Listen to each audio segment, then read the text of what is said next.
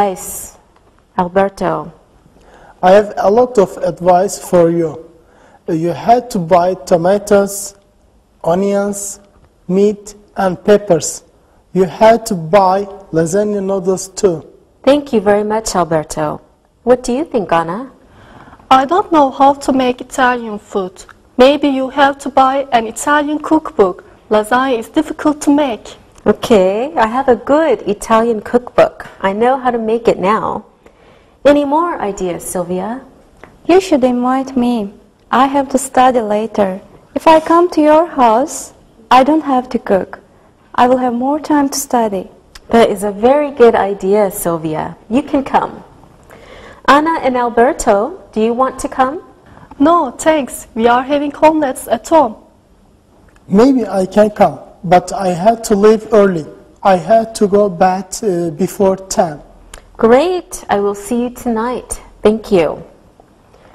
So now we can see that must and have to have the same meaning. Take a look at these examples. I must eat soon has the same meaning as I have to eat soon. Next example, Abigail must leave at noon. That means the same thing as Abigail has to leave at noon. Now we have to look and listen. Look and listen. Fred has to drive to the party. Mary has to buy some vegetables. I have to leave on Friday. We have to make soup soon. The children have to come downstairs for lunch. Read and repeat.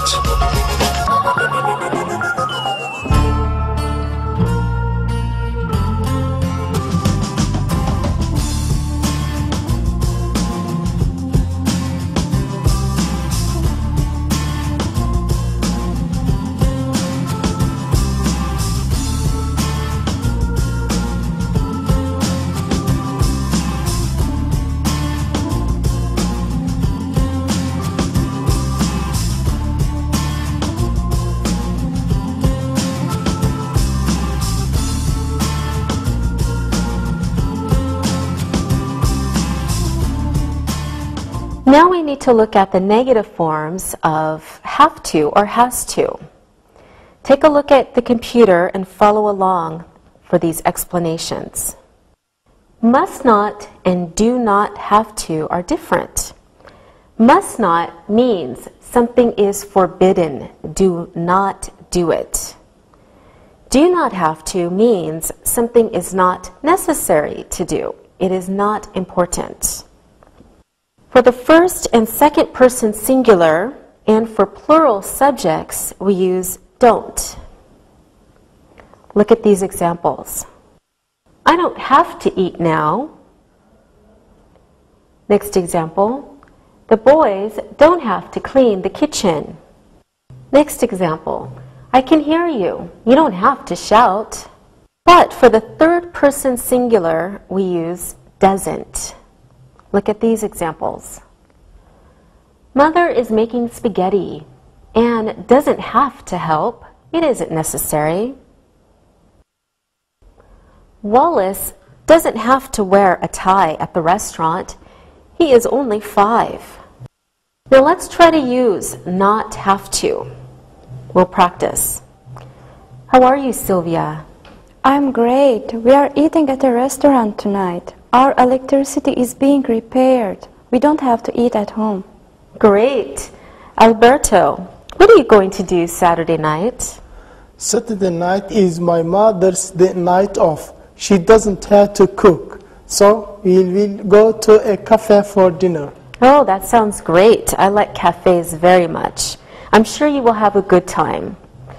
Anna, what are you having for dinner tonight? My older sister is happy. She doesn't have to cook tonight. Mother is making Spanish omelets. Our family likes them very much. I have never tried one. Maybe you can bring one to school one day. That's a good idea. I will bring you one for lunch tomorrow. Thank you, Anna. Now I don't have to make a lunch for tomorrow. And thank you, everyone.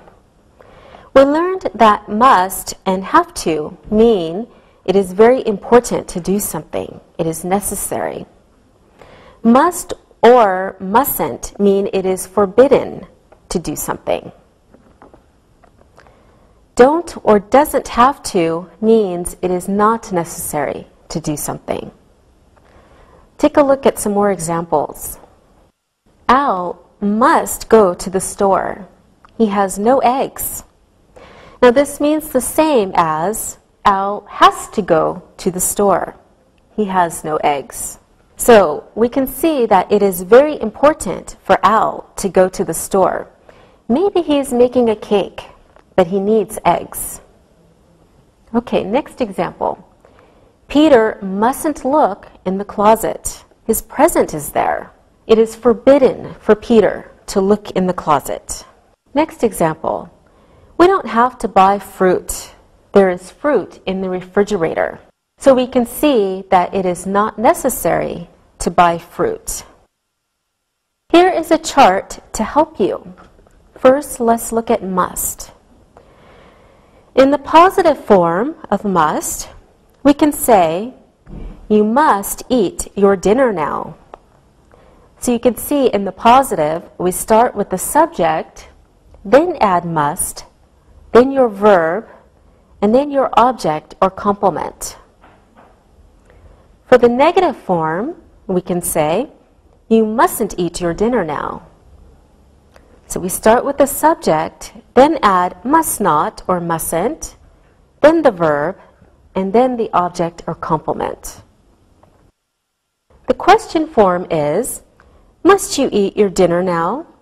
So you begin with must, plus your subject, then the verb, and then the object or complement. And we also have a negative question form. Mustn't you eat your dinner now? Start with mustn't, plus subject, plus verb, and then your object or complement. Now look at the chart for have to. We could start with the positive form. Gary has to eat his breakfast.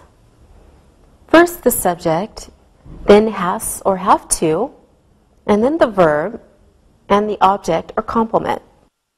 In the negative form, we can say, Gary doesn't have to eat his breakfast.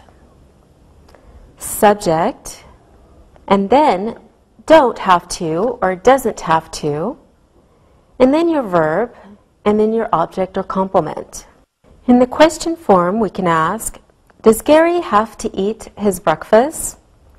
So we start with does or do, plus your subject, plus have to, plus your verb, plus your object or complement. And we can use a negative question form. Doesn't Gary have to eat his breakfast? So the form is doesn't or don't, plus your subject, plus have to, plus verb, plus your object or complement. Okay, I hope you could understand the charts for must and have to. Now we must and we have to look and listen. Look and listen.